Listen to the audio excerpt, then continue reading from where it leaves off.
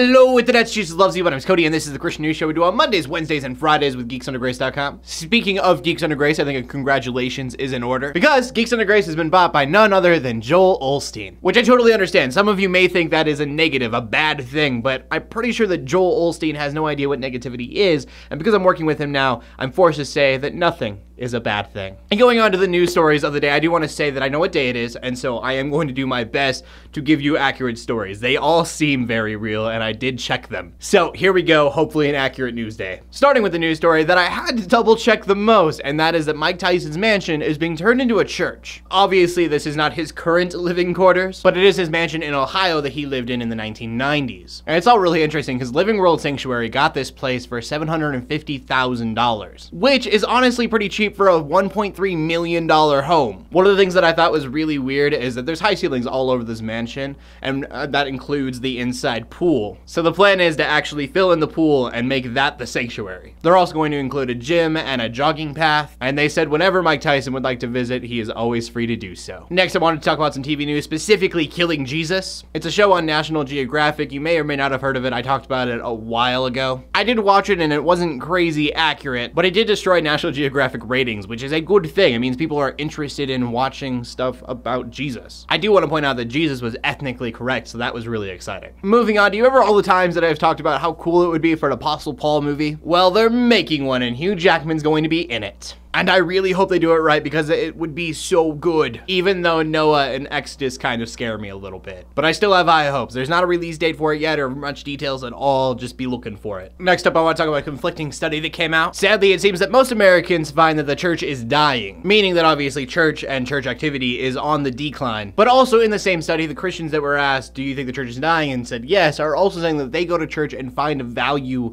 in church. And so you kind of have to ask the question, why do you think the church is dying if people are still finding value in it? And some are saying something that I definitely agree with, and that is that maybe the church is just out of date. I live in Denver, Colorado, so it's a big city. There are some very cool churches here, but like the closest churches to me probably aren't going to be the most exciting ones. I mean, for most, outreach is still passing out flyers. Sermons become generic in hopes of including everybody. And it's not that there's something wrong with those things, it's just stuff that we have been doing for a very long time. But maybe that's just me. Do you guys think the church is out of date? What do you think could be done, if it is, to make it more relevant? And from that, we go to the final story of the day, which is about Lifeway, who also, interestingly enough, did that survey. But they are doing something that people may find a bit controversial, and that is that they are completely getting rid of heaven visitation resources. So books such as Heaven is for Real, not going to be sold by them anymore. They did put out a statement saying that if you need to know more about heaven, you can read a Bible, that'll be enough. And we've talked about my personal opinions on it in the past. I don't believe any of these counts to be real, but for an entire company to make a statement like that, it's kind of bold. And I guess there are going to be two questions of the day, because I want to know what you guys have to say about this as well. I know there are a lot of people out there who do believe heaven is for real in books like that.